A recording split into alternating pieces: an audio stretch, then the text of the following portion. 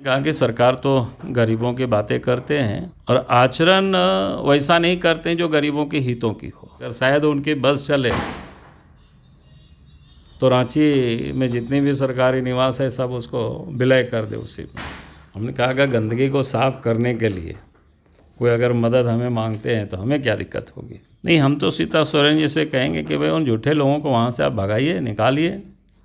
जहाँ ज़रूरत हम लोगों की हो तो हम लोगों को भी बुलाइएगा तो हम लोग साथ देंगे। जब राज नहीं बना था तब भी हम चतरा जिला में कई दिनों तक रुके हैं। रुक करके हमें लगता है पंचायत तक जिसको बोलते हैं कि हम घूमे हुए हैं।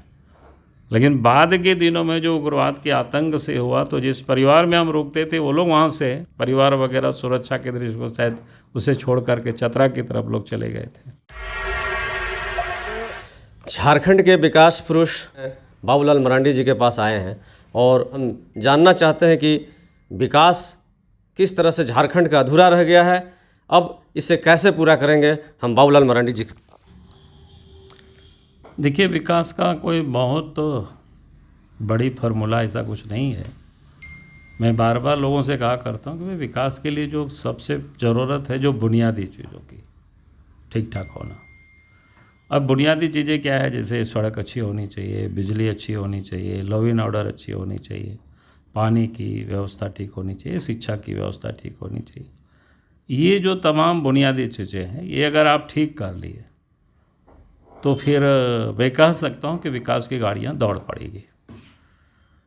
अब जैसे आप देखें, जब हम राज्य के मुख्यमंत्री बने तो उस समय आपने देखा होगा कि रूरल कनेक्टिविटी यानी सड़कों का हमने एक शुरू किया था कि भाई तेज़ी से जो बनी हुई सड़क थी उसको ठीक करना, जहाँ तक सड़कें नहीं पहुँची वहाँ तक सड़कें पहुँचाना, जहाँ नदी नाला में पुल पुलिया नहीं थे उसके कारण से दिक्कतें हो रहे तो उसको बनाना। तो इस काम को हमने तेज़ी से कराया। कम ही समय था लेकिन हमने किया। और आज भी झारखंड की जनता अगर हमें याद करते तो उसी कारण से याद करते। तो इसलिए मैं लोगों से कहता हूँ कि विकास की कोई बहुत बड़ी ऐसी कोई फार्मूला नहीं, आपको ये समझनी पड़ेगी। और विकास में जो सबसे बड़ी भूमिका होती है वो परिवहन की होती है। अब परिवहन में जैसे एक तो सड़क हो गया, रेल हो गया। उस समय रेलवे लाइन के भी हमने काफ़ी प्रयास किए, यहाँ तक कि 2/3 हिस्सा पूंजी हमने दिया। जैसे आज लाहौर दग्गा से रांची से लाहौर दग्गा टोरी वाला रोड देख रहे हैं डबल, तो उस समय हमने पैसे दे करके करवाया। फिर अभी हजारीबाग रामगढ़ ये सब रोड जो देख रहे हैं, रेलवे लाइन जो बना है कोडरमा हजारीबाग और जो रांची को जोड़ रहा है उसमें भी हमने पैसा दिया था। फिर दुमका या कोडरमा गिरिडीह, फिर देवघर दुमका इसी रामपुर हाट, ये जो रोड है ये रेलवे लाइन है जो बन करके तैयार हो गया। शायद रांची वाला थोड़ा पूरा नहीं हुआ, हजारीबाग रांची। तो कहने का अर्थ है कि ये जो हमने कहा कि परिवहन की व्यवस्था जब तक सुगम नहीं होगी, फिर हवाई अड्डा ये सब नेशनल इंटरनेशनल होना चाहिए। तो ये सारी चीज़ें अगर आप करेंगे, लॉ एंड ऑर्डर ठीक रहेगा, बिजली अच्छी होगी, फिर एजुकेशन अच्छा होगा। तो एजुकेशन अच्छा होगा तो अच्छे उद्यमी भी यहाँ आएंगे, अच्छे फैकल्टी भी यहाँ आएंगे, इंजीनियर डॉक्टर्स, चूँकि वो भी अपने बच्चों को यहाँ अच्छे ढंग से शिक्षा दे पाएंगे। तो हमने कहा कि ये सब एक दूसरे के साथ लिंकअप है। तो सरकार का काम है इन सारी चीज़ों को ठीक करना। अगर आज आप देखें देश के प्रधानमंत्री नरेंद्र मोदी जी है तो किस काम में लगे हुए।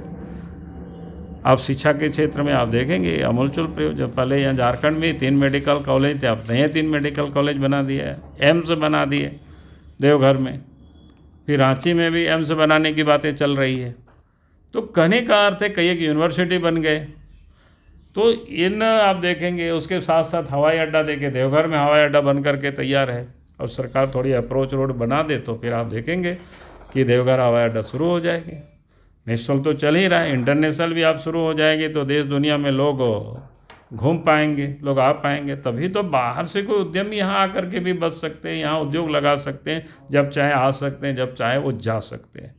तो ये जो बुनियादी चीज़ें इसको ठीक करना, और हमने इसी काम को दुरुस्त करने की दिशा में हमने उस वक्त अपनी प्रयास तेज कर दी थी।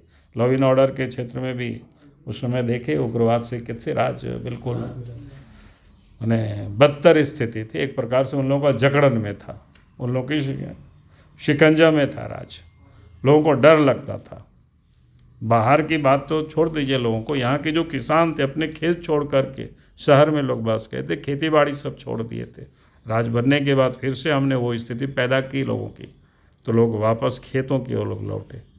तो कहने का अर्थ है कि इन बुनियादी चीज़ों को अगर आप करेंगे तो निश्चित रूप से राज्य विकास करेगा और आगे बढ़ेगा। सर, आपको झारखंड में मात्र 28 महीना का ही कार्यकाल रहा और कई मुख्यमंत्री भी रहे, मगर विकास का जो आपने मॉडल बताया, बुनियादी सुविधाओं की बात कहा, आखिर आज जनता आपको विकास का पुरुष क्यों मान बैठी है सर, और आप ही से उम्मीद रखती है कि विकास देखिए, लोग क्या मानते हैं ये तो मैं नहीं जानता हूँ, ये तो आप बोल रहे हैं। देखिए, मैंने कहा कि मेरी जो जहन में जितनी बातें आती है, मैं जो समझता हूँ कि विकास के बारे में, कि विकास अगर करना तो हमें क्या क्या करना चाहिए, तो जो चीज़ें मैं समझता हूँ, जो मेरे दिलो दिमाग में है, मैं उसी काम को करता हूँ। क्योंकि मैं मानता हूँ कि अगर आज लोग नहीं भी समझेंगे तो आने वाला कल उसको समझेंगे। इसलिए हमने तो कई इलाकों को देखा है कि लोग वहाँ बसना पसंद नहीं करते थे, अब सड़कें बन गई तो आप वहाँ लोग रहना पसंद करते हैं, कि बल्कि दूर से आप लोग आ करके वहाँ बस रहे हैं। जो बाहर लोग चले गए थे वो वापस आ रहे हैं। हम तो अपना क्षेत्र ही, जहाँ जिस क्षेत्र से आज हम विधायक हैं, तो हम देखते हैं कई एक नदियों पर पुल नहीं था तो वहाँ के लोग बाहर भाग गए थे। एक प्रकार से लोगों की उम्मीदें टूट गई थी, पता नहीं कि हम फिर लौट पाएंगे कि नहीं पाएंगे। अब सड़कें बन गई, अच्छी हो गया, नदी नाला पुल पुलिया बन गया, तो अब बाल बच्चे रहते हैं, गाड़ियाँ रोज़ चल रही है, तो कलकत्ता दिल्ली तो आराम से लोग घूम करके जब चाहे तब लोग आ लेते हैं, जा लेते हैं। तो कहने का अर्थ है कि ये अगर आप ठीक कर लेंगे, और मुझे लगता है कि अगर लोग आज हमें याद करते हैं तो इन्हीं सब कारणों से लोग याद करते हैं हमें। राज्य के प्रथम मुख्यमंत्री बाबूलाल मरांडी जी हैं और हमारा घर चतरा पड़ता है। चतरा का बगरा लावलंग जो रोड बनाया गया था, मुख्यमंत्री के रहते कार्यकाल में बनाया गया था, और हम उस क्षेत्र की जनता के बारे में बताना चाहेंगे। मुख्यमंत्री जी, आपको वहाँ की जनता याद करती है, क्या कहेंगे? ये हमारे ओर से उन लोगों को बहुत बहुत बधाई है, बहुत बहुत धन्यवाद। और मैं जानता हूँ कि चतरा जिला को पहले भी कई ऐसे मौका रहे हैं, जब राज नहीं बना था तब भी हम चतरा जिला में कई दिनों तक रुके हैं। रुक करके हमें लगता है पंचायत तक, जिसको बोलते हैं, कि हम घूमे हुए हैं। जिस सब लावालोंग बगरा ये सब बताया। और मैं तो लोगों को कहता हूँ कि गर्मी के दिन में अगर सबसे अच्छा कोई जगह है कहीं आराम, तो बगरा है। वहाँ मैं कई एक रात बिताया हूँ। हमें याद है बाई इलेक्शन हो रहा था चतरा में, और उस चुनाव में एकदम गर्मी का समय, तो ढूंढते ढूंढते कहाँ, उस समय तो कोई एसी ओसी नहीं था, फिर बिजली भी नहीं हुआ करता था, तो उस प्रकार से सर्किट हाउस तो चुनाव के समय ऐसे भी नहीं मिलता, और हम लोगों के लिए तो नसीब भी नहीं था। उस समय कोई लोग विधायक सांसद भी नहीं हुआ करते थे। तो ऐसे ही ढूंढते ढूंढते बगरा मोड़ में एक रात हम रुके, तो क्या बोलते हैं, ऐसे ही बरामदा में सोए थे। फिर लोग बोला कि रजाई हमको ला दिया, गर्मी का दिन था। हम बोले गर्मी के दिन रजाई की क्या ज़रूरत है? बोला कि नहीं, आपको सवेरे सवेरे लेना पड़ेगा। फिर हमको वास्तव में, और उसके बाद तो लगा कि पूरा चुनाव भर दिन भर चतरा में कहीं भी घूमते थे, लेकिन रात में हम बगरा मोड़ आ जाते थे सोने के लिए। तो मैं आज भी लोगों को बताता हूँ कि जैसे रांची का जो क्लाइमेट है उससे भी कहीं अच्छे मैंने जलवायु जिसको बोलते हैं मौसम है, वो बगरा जैसे गांव में है। लेकिन बाद के दिनों में जो उग्रवाद के आतंक से हुआ, तो जिस परिवार में हम रुकते थे वो लोग वहाँ से, बल्कि खेती बाड़ी तो लोग छोड़ दे मैंने करता ही था, लेकिन परिवार वगैरह सुरक्षा के दृष्टि को शायद उसे छोड़ करके चतरा की तरफ लोग चले गए थे। तो ये हालत है, मैं बता रहा हूँ इसे। सर, हमारी वर्तमान सरकार बोलती है गरीबों की सरकार है, आदिवासियों की सरकार है, गरीबों के हक की बात करती है, मगर जो अभी हमारे मंत्री महोदय हैं उनके लिए करोड़ रुपए के मकान का आवंटन किया जा रहा है, बनाया जा रहा है। सर, इस गरीब, एक तरफ से कहते हैं राज्य गरीब है, और वहीं राज्य चलाने वाले मुखिया के लिए आलीशान भवन दिया जा रहा है, और अब बेबाक बात रखते हैं बाबूलाल जी। देखिए, हमने कहा कि सरकार तो गरीबों की बातें करते हैं, लेकिन काम वो और आचरण वैसा नहीं करते जो गरीबों के हितों की हो। इसलिए अभी भी अगर आप देखेंगे सीएम के पास जो मकान है, या फिर उनके पिताजी के नाम से भी जो मकानें हैं, तो उस सब चीज़ों को मैं देखता हूँ तो समझ में नहीं आता है कि भाई ये लोगों में कैसे रहते होंगे यहाँ पर इतने में। जो आप देखते होंगे ना, जहाँ सीएम रहते हैं वहाँ से लेकर के सीएमओ तक, मैंने एक लंबी चौड़ी जिसको बोलते हैं, अगर शायद उनकी बस चले तो रांची में जितनी भी सरकारी निवास है सब उसको विलय कर दे उसी में। तो इन लोगों की एक ऐसी नशा है।